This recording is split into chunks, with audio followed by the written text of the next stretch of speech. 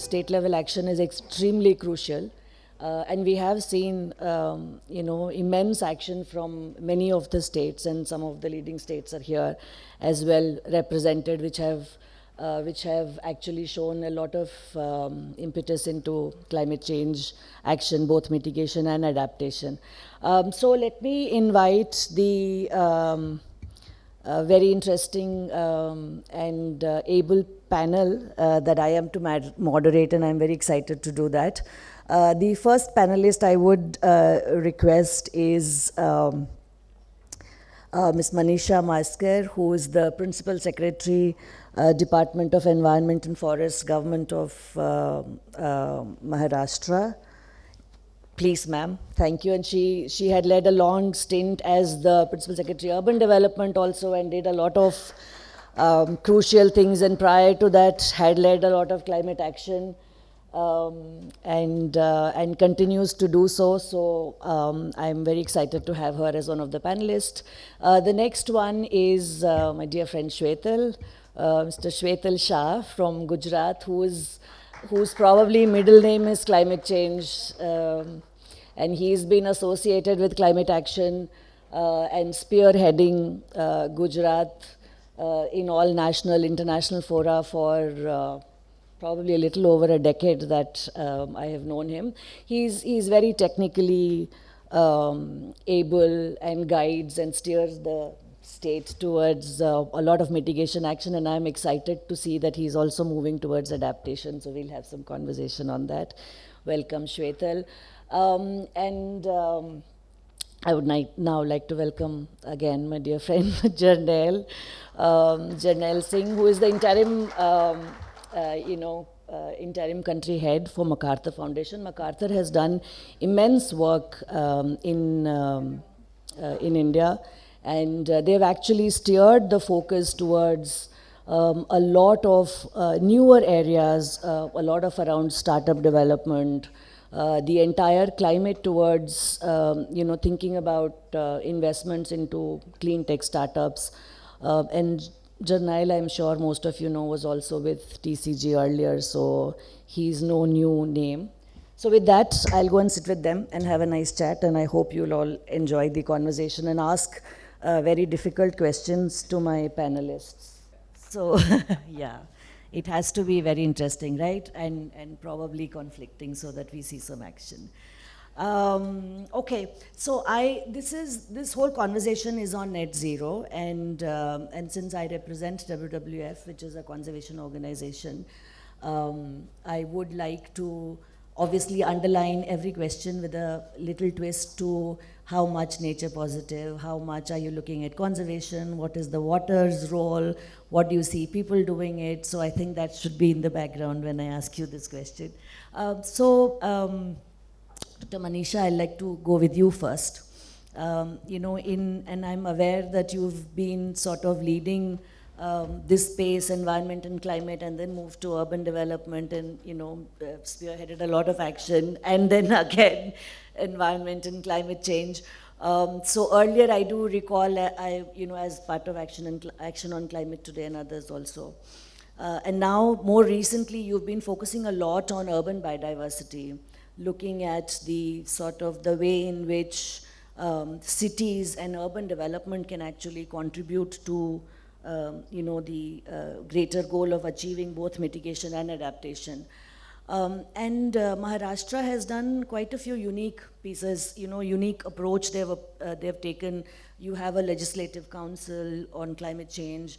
You've also sort of, have this whole support group system where active civil society is there. So I just wanted to hear more from you in terms of what do you see as the role of a robust governance system in actually translating the complex narrative around net zero to ground level action, to simplistic action that people can understand and change. So how do you see that? And so we'd like to hear your perspective on that. Thank you, and I would like to thank the climate group for inviting me here. I guess any narrative on net zero has to begin with our Prime Minister's very ambitious declaration of being net neutral by 2070. And I had the good occasion of being at Glasgow during COP26 when the Prime Minister made this announcement.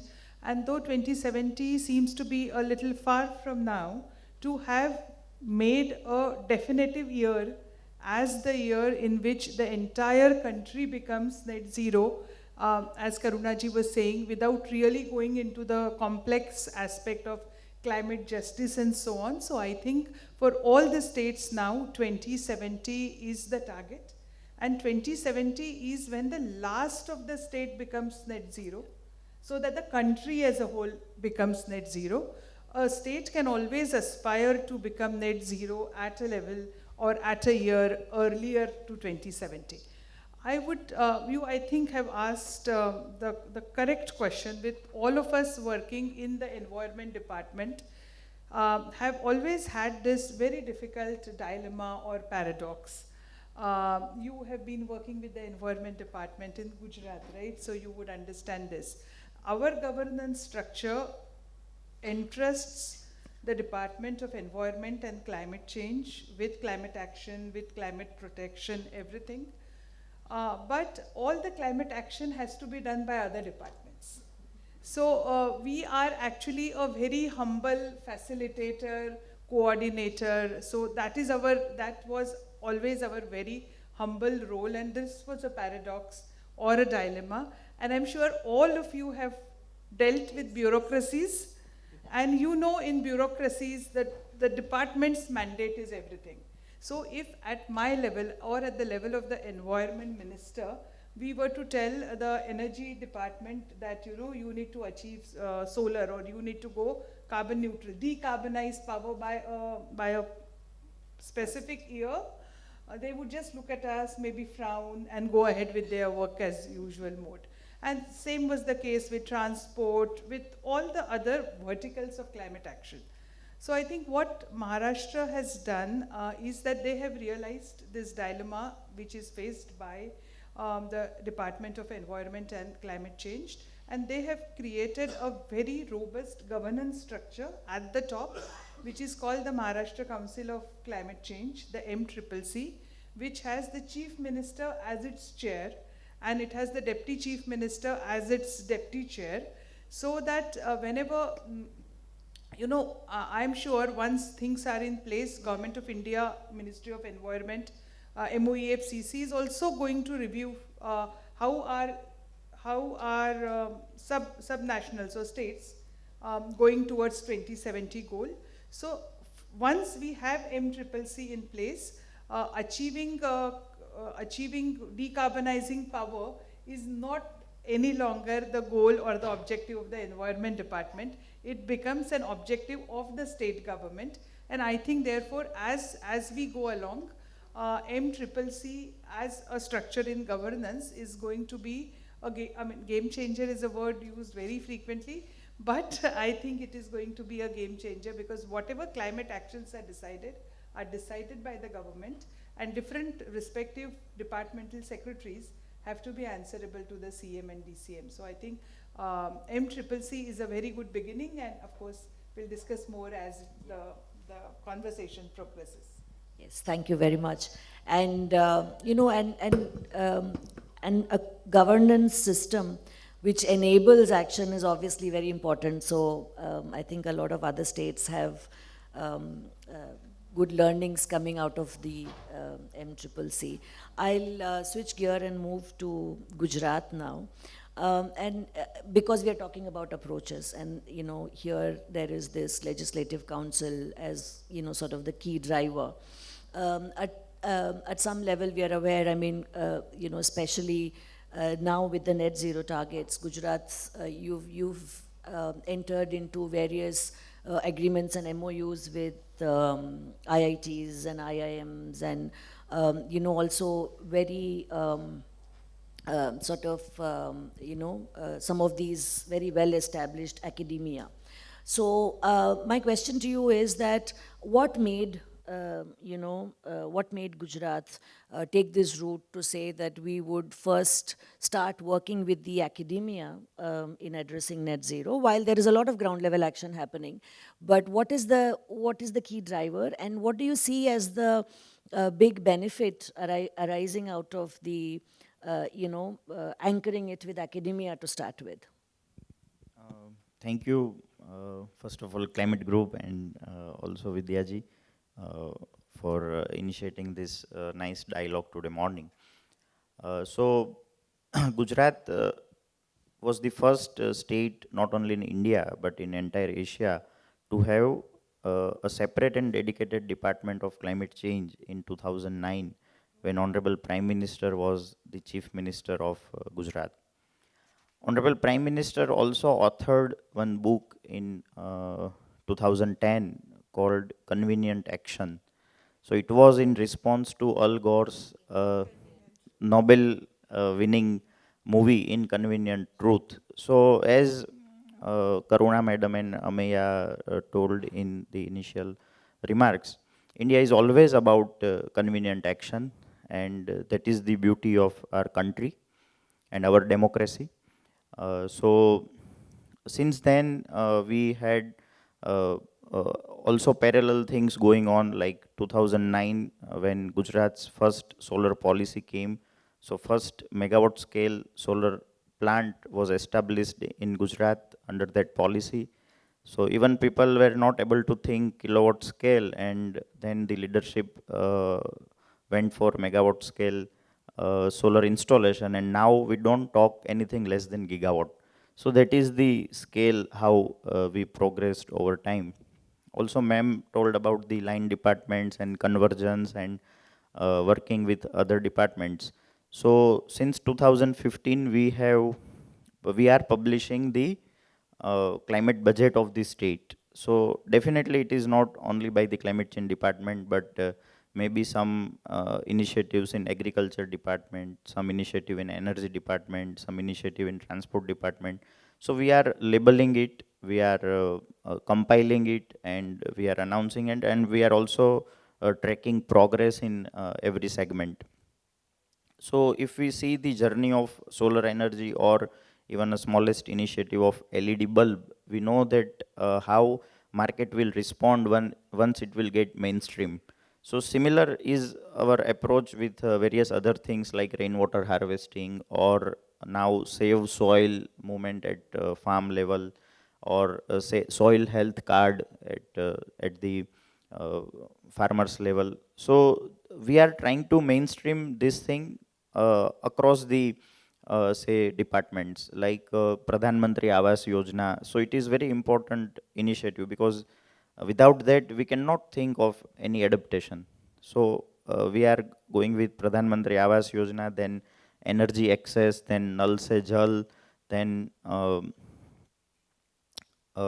say clean cooking fuel, and now we are bringing concept of green building and energy efficiency and water efficiency to all those buildings, and bringing those components in the SOR or the tender document of those departments, so that we can mainstream without much bureaucratic hurdles. So this is the vision that Gujarat started this thing. And about the partnership with various organizations, so Gujarat as a state, we were, I think, the first to have this signing with the climate group in way back in 2012 or 2013 in the Vibrant Gujarat Summit, when again Honorable Prime Minister was still Chief Minister of Gujarat. So climate group started working with Gujarat since then. Uh, and our first state action plan came in 2014 with the help of Terry, and recently we revised the state action plan according to the Paris Agreement and the NDCs and also the SDGs. So now we are working very rigorously with institutions which are in Gujarat, and luckily we found many even IPCC reports author from Gujarat in Ahmedabad University, in IIM Ahmedabad, in IIT Gandhinagar. So how best knowledge augmentation that we can do at state level, and how we can minutely do. So we have mapped some 115 policies of different departments which are really related to either mitigation or adaptation through this our latest state action plan, which is now available on our website. So And also we are working with all agriculture universities in Gujarat. We have also established one center of excellence in Gujarat University, which is working about climate change in vernacular language, in Gujarati language. So this will give us a dual advantage, that capacity is also getting developed at the state level. So they will also be ready for the this phenomena, because climate change is not a subject, it's a phenomena. So all aspects of society and economy required to understand and mainstream their thinking around the climate change.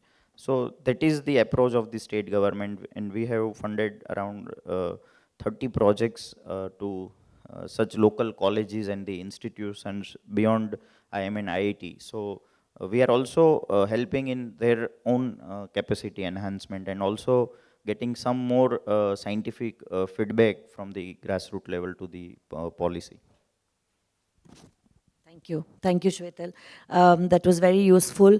And you know, that leads me to asking you this question, Jarnail, and your viewpoint, based on the fact that, you know, you've been deeply involved with the wider context assessment and the overview of the situation analysis which MacArthur had led over a couple of years, and to understand how you know, the whole climate action paradigm is shifting in India.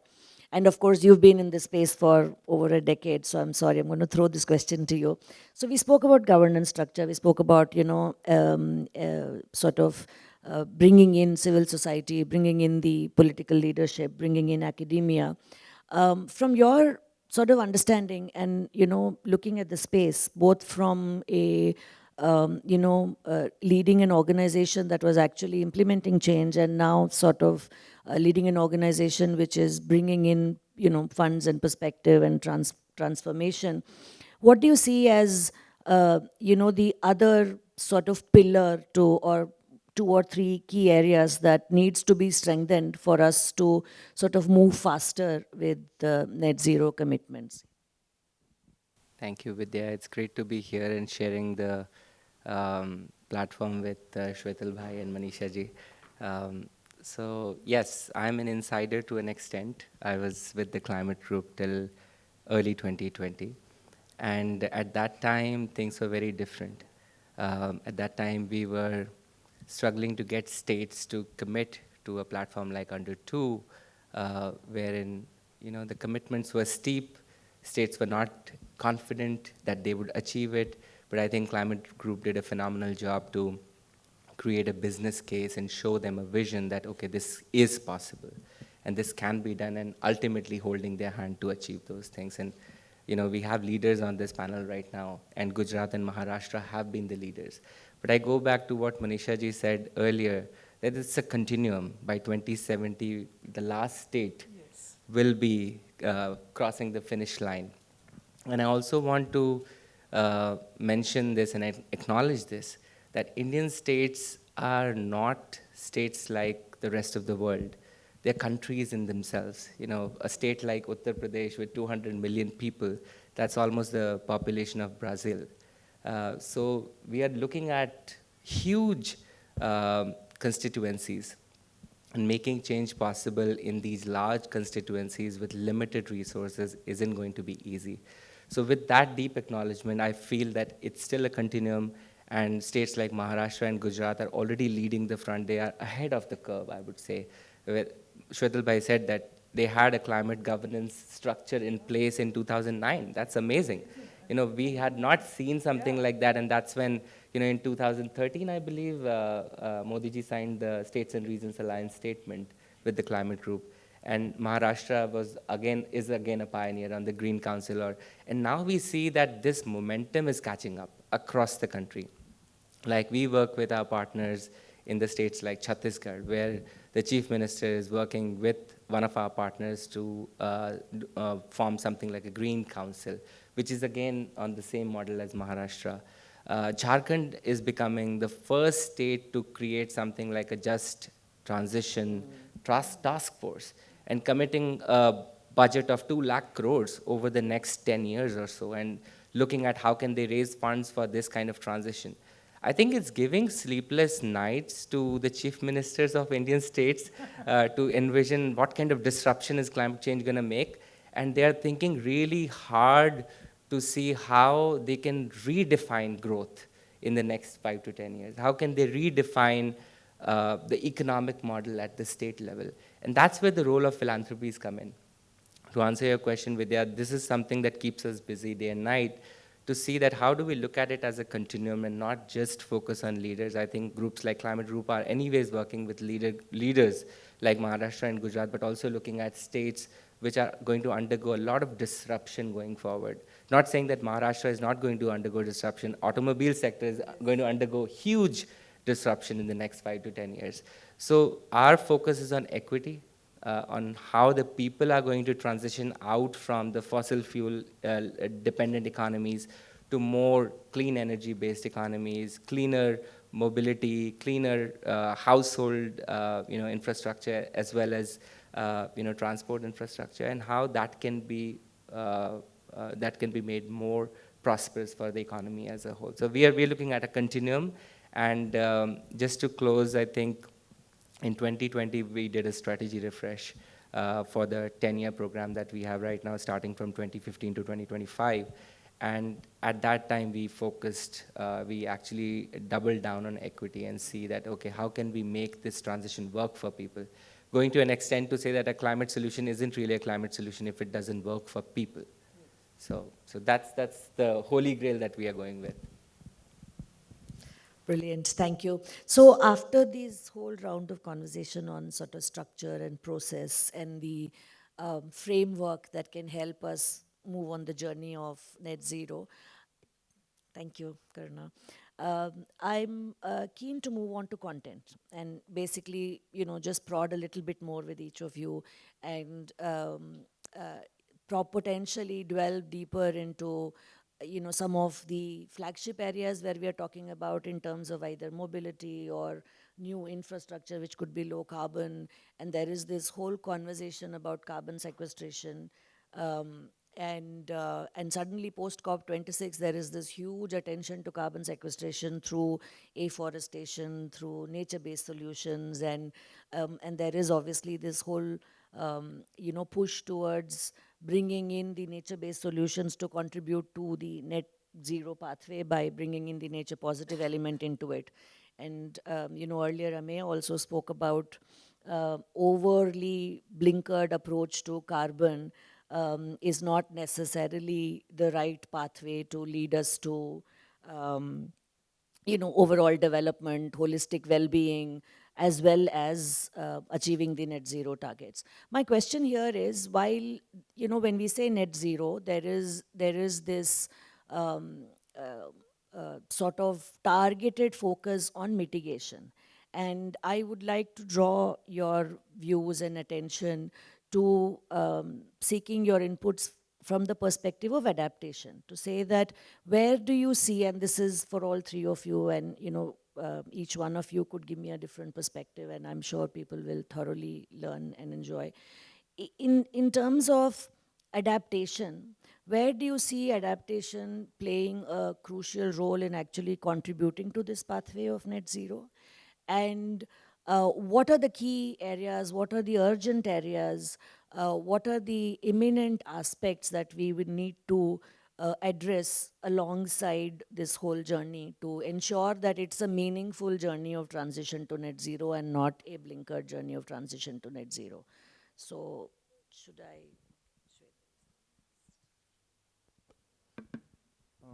I think the sustainable development that we are looking for the people of our country can only give us better to this adaptation thing. So just day before yesterday, there was some 18 inches rain in Ahmedabad city that we generally don't have because we are predominantly arid, semi-arid region. So obviously there will be some watering into some low-lying areas and also some houses. But then how quickly the mechanism go and respond? So now you see the alertness in our NDRF or in our even local municipalities and their engineers, and even pre-monsoon plan they do with all cleaning of drains and things like that. So these are our small responses that we do give to these things. Whether this heavy rain is due to climate change or not, we don't know, but we know that we have to respond it as quickly as possible and as holistic as possible. Similar, we have this heat action plan. So everything is linked to again all SDG goals, starting from food for all, or house for all, or poverty elevation. So I think we require to converse things more holistically, and that will only happen with the understanding of things by all the people, including the leaders, the political leaders, the bureaucrats, the decision makers, the policy makers, also the town planners, also our real estate people. So if they will repeatedly be aware about all these things, then I think adaptation will be more easier.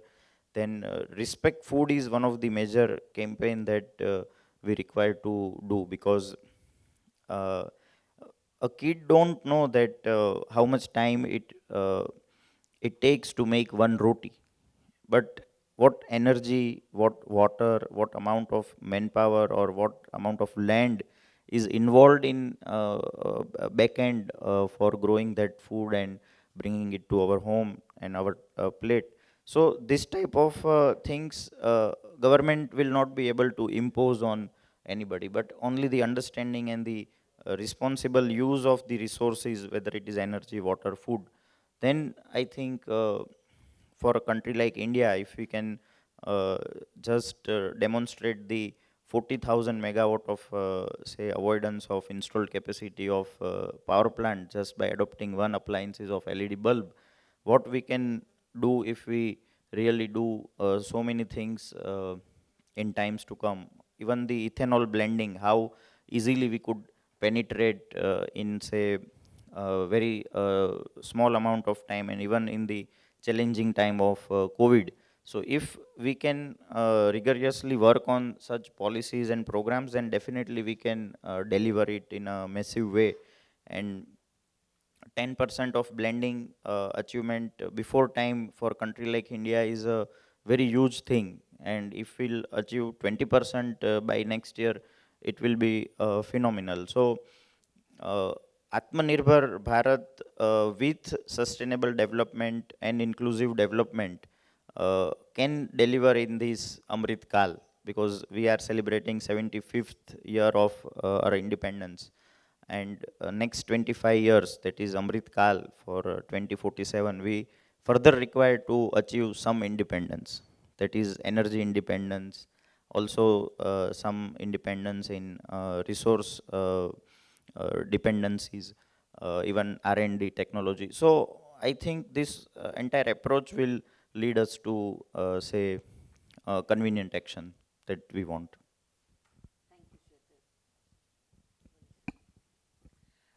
I think I will entirely agree with Shwetal that states are becoming smarter at adaptation. They are becoming, their response is becoming prompt, because that is what matters to citizens most immediately. So the adaptation story is a story which I think states are getting right. But I would also like to send a team, or possibly come myself, to study about your climate budget.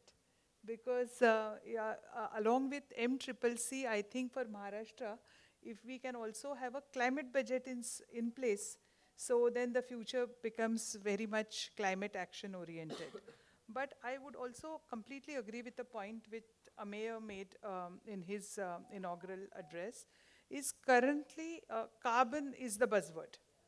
A while back, when I was 10, 15 years back, when I was in the field as a CEO or a collector, water was the buzzword. So I think all of us here in the room need to strike a balance about all elements of nature. And in that case, I would like to share a small campaign which we have started in Maharashtra. This will be the third year of the campaign. The campaign is called Majhi Vasundhara, or My Earth, and it deals with all the 4 or 5 elements, Panchatattva, 5 elements of universe, which is the earth, the air, the water, the fire, and the fifth is Akash, which we call as our action. So that is the fifth. So we are working with Majhi Vasundhara, and something that you mentioned earlier, I mean, in Maharashtra's earlier government, I worked in urban development department for 5 years, from 2014 to 2019, where I personally saw the success of Swachh Bharat when a policy is taken to towns and to villages. So Swachh Bharat began with a GR. So in that sense, it was just an executive order. But it really became a people's movement. So after UD, when I came to Environment Department, the whole idea was to take that spirit of Swachh Bharat, that spirit of a community-led people's program, into the sphere of climate action, so that we have all the cities, right from Mumbai. So right from Mumbai, we have all the cities, all the towns, and quite a few of the villages participating in Majhi Vasundhara. And so there the action is manifold. In the earth, the action is to develop carbon sinks and to ensure, again, one of the things is Swachh Bharat. Another thing which Gujarat mentioned was about convergence of many ongoing programs under the umbrella of Majhi Vasundhara, so that actually Majhi Vasundhara doesn't have a budget. The idea is to converge budgets from pre-existing schemes in all the line departments. So Majhi Vasundhara, I think, is an area where we would like to work more in the days to come.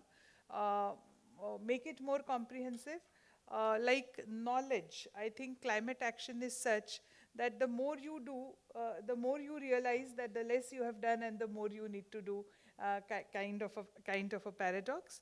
And at the level of policies, of course, Maharashtra's EV policy is considered to be one of the most comprehensive. And we are currently actively working on creating a whole policy of decarbonizing power, but it is easier said than done, because just in the month of May, we had a heat wave, so that the energy consumption went up beyond anybody's calculation, so that all the thing about decarbonizing, less thermal was really, it was on nobody's agenda for a month, when the more immediate thing was to meet the energy demand. So these blips keep happening, but despite that, what Jarnail said is that we have to very astutely and very stoutly keep the goal of 2070 in mind, is what I think. This is a tough one for us, especially at MacArthur Foundation, because when we were, I was not a part of the team when in 2015, but when the program started, the Climate Solutions Program, it was highly mitigation focused. And mitigation focused, that too on international leadership, which meant that if countries like India, China, and US took the mantle of climate action, then the rest of the world will follow. I don't think that theory of change worked. And when we did the strategy refresh in 2020, we figured out that if we had to plot a climate equation, international leadership is an outcome rather than a driver. So the driver was really subnational action, domestic action, community action, etc. So with that realization, we shifted our priorities towards subnational. But on the thematic side, it still is a very mitigation focused, and from mitigation, I still feel that it's very energy centric. And energy is not only mitigation, and it also forms an integral part of resilience infrastructure.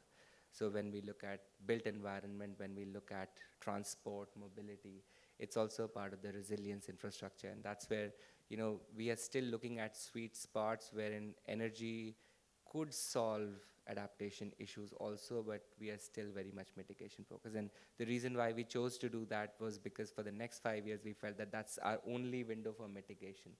We'll not have that window available after 5 years from now. Having said that, I'm also reading a book called Move, and wherein it says that if you had to plot the disruption caused by climate change across the world, all the red places are where most of the population is, and all the green places is where there's no one, right? So countries like Russia, Canada are where least of the people are there, while most of the people are in Asia. And that's why either you have to move people or you have to make sure that adaptation is central to policy. So there is some realization over there too, if that is any saving grace. Thank you. Thank you very much. So, and very, very crucial points came out. I think this realization of scale where the action really has to be at the community, local, subnational level, on the ground, where the real action can happen. The mitigation, adaptation, two sides of the coin, and trying to identify the resilience factor with each mitigation action, whether it is renewable energy where you're trying to add some productivity and livelihood benefits from it, so it becomes a resilient renewable energy in the rural spectrum, or, for example, mitigation with carbon sinks and wetland conservation and tree plantation and agroforestry and agriculture. I think being able to see all of that, as co-benefits and two sides of the coin, and I think which is what Shwetal, you also said in the beginning, saying that while we started out with energy and, big megawatt and big transformation, there is also this whole piece about how, community becomes disaster resilient and how we are addressing all of that. So I'm very grateful for all of you to have brought up all of these points. And while we can keep going on, I think we are running out of time. And I would probably just leave it open for few last, I don't know if there is any burning, cooling, drowning question from the audience to any one of them. Otherwise, I'll summarize. If there is anybody who wants to ask a question, yes, please. So there's one question.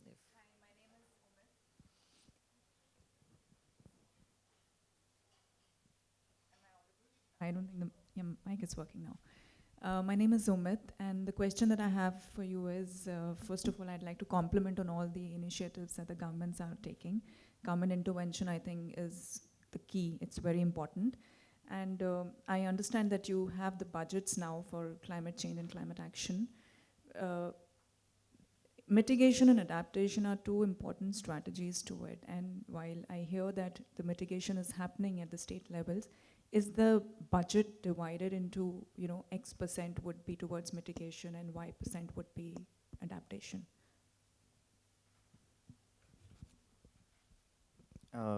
It is really difficult to bifurcate things. For example, Gujarat is a coastal state, and as per IPCC report and also as per physical observation, that the cyclonic storm or such disasters would increase and are increasing. So what will happen to, so what happens once cyclone strikes? First thing will happen is that you won't get electricity. So you are disconnected through electricity. So what should be the response? So we should have that electricity infrastructure underground, so that we have lights available even in such disastrous time. So state government requires to give budget to have power grid which is underground. So whether it will come into mitigation or adaptation, so it can be a theoretical debate. But at grassroots level, we require to ensure this thing. So therefore, energy access is one of the biggest adaptation. So once you have uninterrupted power supply, and such power supply supported by a huge amount of renewable energy and increasing amount of renewable energy, that becomes both adaptation action as well as mitigation action. So this is one example. So everywhere this will apply. So gradually the empowerment of the people, or say even change in livelihood pattern, or their reduced dependence on the changing circumstances, is one of the biggest adaptation, and that will happen at very grassroots level, like the people who are into say pastoral communities or milk business. So once they will have say refrigerator available for storing of milk, or value addition doing of that milk into maybe dahi or chash and then ghee and entire chain, so they will have some value added thing at the end. Similar is with the farm harvest. So how we can increase shelf life? So if cooling can happen, say in the initial harvest, then we can definitely get the increase shelf life. So these are the adaptations. I would just like to add one more thing, that in the dialogues that we have had on climate action, one thing came out, that ultimately the touchstone for each climate action has to be just transition. So currently our government would also be focusing that whatever transition would happen, because like it was said, it is disruptive. So the transition that happens to be a just transition. Thank you very much. I've got the wink from TCG to Divya to close the conversation, as interesting as it may be. So thank you all for patiently listening. It was extremely interesting to touch base with all of you and hear from you, and hope we continue to spearhead the action. So thank you very much.